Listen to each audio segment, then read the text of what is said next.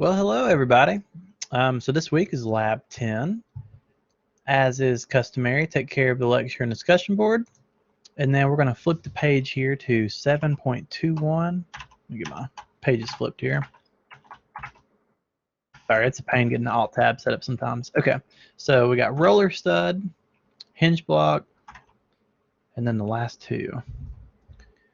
So yeah, this one should be pretty fun actually. Same with this one. Honestly, like, it could just be me, but these look a little easier than the last week. You've got the one that's not metric, and make sure, I haven't mentioned this, but if it's metric, label it as such. It's a nice convenient to have. It makes it a little easier for a would-be maker. Since we're in America, obviously, the standard is not metric. So, although you can see something that's 102 wide and kind of know, it's good to take note that it actually is metric.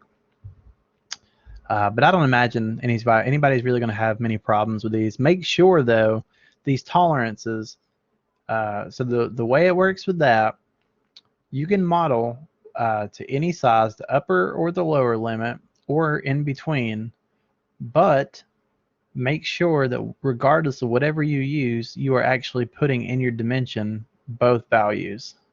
Obviously, as unfortunate as it is, when you dimension it, it'll give you the size, but you can't put the other size in there. So you'll have to edit the dimension and type in that second value. But make sure you're including that in anything with limits here. So, but that's really it. If anybody has any questions, just let me know, and we'll get that fielded. All right, thanks for watching.